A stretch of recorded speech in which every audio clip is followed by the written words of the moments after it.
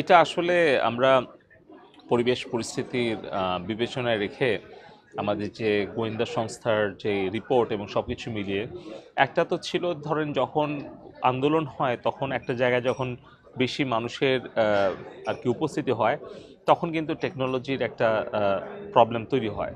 কিন্তু বর্তমানে আমরা খেয়াল করছি, যখন আমরা লক্ষ্য করলাম যে এই সোশ্যাল মিডিয়াটাকে প্ল্যাটফর্মটাকে ব্যবহার করে গুজব, মিথ্যা অপপ্রচার করাটাকে একটা অস্ত্র হিসাবে বেছে নিয়েছে একটা গোষ্ঠী, এবং শুধু দেশের ভেতরে না, দেশের বাইরে থেকে কিছু কন্টেন্ট বুস্ট করা হচ্ছে। তার মানে টাকা দিয়ে মিথ্যা খবরটা সবার কাছে পৌঁছে দেওয়ার যে অপকৌশল বা ষড়যন্ত্র, এটা আমরা যখন দেখছি তথ্য উপাত্ত এবং গোয়েন্দা সংস্থার সকল বিশ্লেষণ, তখন আমরা মনে করেছি যে দেশের নাগরিকদের নিরাপত্তা, রাষ্ট্রীয় নিরাপত্তার স্বার্থে আমাদের যার যতটুকু সক্ষমতা আছে সেটা করা দরকার। একদিকে যেরকম পুলিশ, আইন শৃঙ্খলা রক্ষাকারী বাহিনী, তারা চেষ্টা করছে তাদের নিরাপত্তাটা রক্ষা করা।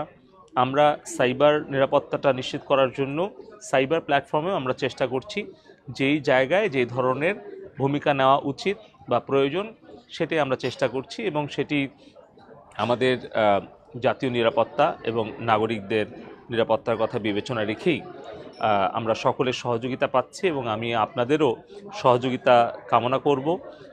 সাময়িক হয়তো কিছুটা আমাদের ক্ষতি হতে পারে বা সাময়িক কিছুটা একটু হয়তো আমাদের কষ্ট হতে পারে, কিন্তু আমি বিনয়ের সাথে সবাইকে অনুরোধ করব আপনারা সকলেই ধৈর্যের সাথে সরকারকে সহযোগিতা করবেন আমাদের সাইবার নিরাপত্তা নিশ্চিত করার জন্য। ফিজিক্যাল অ্যান্ড ডিজিটাল নিরাপত্তা দুটোই এখন আমাদের সমানভাবে বিবেচনায় নিতে হচ্ছে। এই কারণে আমি সাংবাদিক বন্ধুগণ, গণমাধ্যম এবং দেশের সকল নাগরিকের কাছে আমরা সহযোগিতা কামনা করব যেন সবাই ধৈর্যের সাথে এই পরিস্থিতিটা মোকাবেলার জন্য সরকারকে সহযোগিতা করে। এটা পূর্বের কোনো ঘোষণা ছিল না। পরিবেশ পরিস্থিতির প্রয়োজনীয়তার প্রেক্ষিতে গোয়েন্দা সংস্থা এবং আইন শৃঙ্খলা রক্ষাকারী বাহিনীর সহযোগিতার স্বার্থে আমরা প্রযুক্তিগত সহায়তা দিচ্ছি, এবং যত দ্রুত পরিবেশটা নিয়ন্ত্রণে আসবে, আইন শৃঙ্খলা আমাদের নিয়ন্ত্রণে থাকবে এবং আমরা এই আশঙ্কা থেকে মুক্ত হতে পারবো। এবং আমরা লক্ষ্য করছি যে কোথায় থেকে কারা এই অর্থায়নটা করছে, কোথা থেকে কারা এই কন্টেন্টগুলো তৈরি করছে, তার জন্য আমরা ফিজিক্যাল এবং ডিজিটাল ইন্টেলিজেন্স ব্যবস্থা জোরদার করছি। আমরা আশা করছি খুব অল্প সময়ের মধ্যেই পরিস্থিতির উন্নয়ন আমরা ঘটাতে পারবো। তারা যদি সহযোগিতা করত তাহলে আমাদের কিন্তু এত কঠোর অবস্থায় যেতে হতো না। আমি কিন্তু গত 3 দিন ধরে বলছি আপনাদের কাছে যে আমরা বারবার সহযোগিতা চাচ্ছি। এখন আজকে তারা যোগাযোগ করছে, কিন্তু তারপরেও আমরা খুব বেশি আশ্বস্ত বা আশাবাদী হতে পারছি না, কারণ তারা যে সকল দুর্বল যুক্তি দেখাচ্ছে সেগুলো কোনোভাবে গ্রহণযোগ্য নয়। তাদের যেই প্রাইভেসি পলিসি সেটিংস আছে সেটাও আমাদের কাছে যৌক্তিক মনে হয় না। তারা দেশভিত্তিক, তারা ঘটনাভিত্তিক তাদের প্রতিক্রিয়া দেখায়।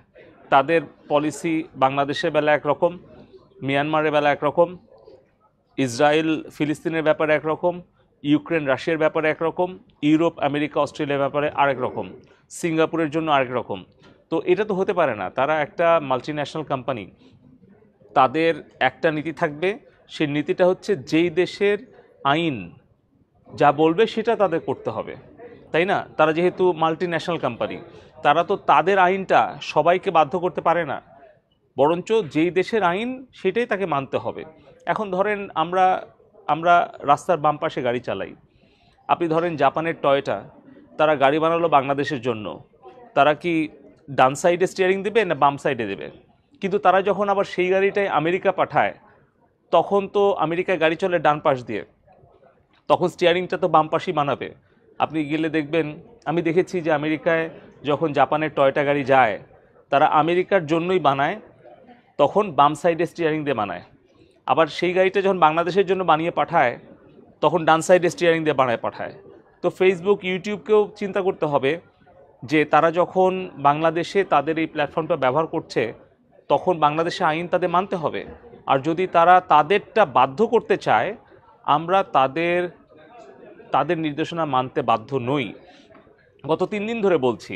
আপনি দেখেন, এই যে 6টা প্রাণ ঝরে গেল, আপনারা নিজেরাই সাক্ষী। আপনারা নিজেরাও বলেছেন, ঠিক যখন বলেছে ফেসবুকে বিভিন্ন মিথ্যা অপপ্রচার গুজব ছড়িয়েছে, এমনকি বুস্ট করেছে টাকা দিয়ে, ডলার দিয়ে, তখন কিন্তু কোনো প্রাণহানি হয়নি। বিকাল ৩টার কথা বলছি, ৫টার কথা বলছি। কিন্তু যখন এই পরিস্থিতিটা ছড়ায় গেল, এই উস্কানিটা সারা বাংলাদেশে ছড়িয়ে গেল, সহিংস অবস্থা নিয়ে গেল, তারপরে কিন্তু ৬টা প্রাণ ঝরে গেল। এরকম ধরনের আশঙ্কা আমরা আরও করছি যে এই ধরনের সুযোগ সন্ধানী ষড়যন্ত্র, দেশবিরোধী একটা চক্রান্তকারী আছে গোষ্ঠী, তারা এই কাজগুলো করছে। তার তথ্য প্রমাণ এইটাই যে যদি তাদের অশুভ চিন্তা না থাকতো, দূরভিসন্ধি না থাকতো, তাহলে কি ফেসবুক বা ইউটিউবে যে সকল মিথ্যা প্রোপাগান্ডার মানে যেই সকল কন্টেন্ট, এগুলো বেশি প্রচারের জন্য কি তারা বুস্ট করতো? তাহলে তো এই টাকাটা খরচ করতো না। আর এই টাকার উৎসকে, এই টাকার দিচ্ছে কে? তাহলে এটা তো কোনো সাধারণ ছাত্রছাত্রী করছে না। আর আমি এই জিনিসটাই আমি বারবার বলার চেষ্টা করছি গত ৩ দিন ধরে। এবং আমরা ফেসবুক, ইউটিউব, গুগল, টিকটক সবাইকে আবারও বলে দিচ্ছি, তারা পার্সোনালিও আমাকে মেসেজ করেছে, অফিসিয়ালিও ইমেল দিয়েছে। আমরা আমাদের দেশের প্রত্যেকটি প্রাণের মূল্য আছে। এটা মানে আসলে আমরা এই এই এই প্রাণ ঝরে যাক এটা আমরা চাই না। এই ধরনের ক্ষতি আগামী দিনে যদি এদের কারণে হতে থাকে, আমরা এটা কখনোই ছাড় দেব না। তো আমি অনুরোধ করব আবারও যেন তারা এই পরিবেশ পরিস্থিতি বিবেচনায় রেখে তারা বাংলাদেশে তাদের অফিস স্থাপন করে, বাংলাদেশে তাদের ডেটা সেন্টার স্থাপন করে এবং বাংলাদেশের আইন তারা মেনে চলে।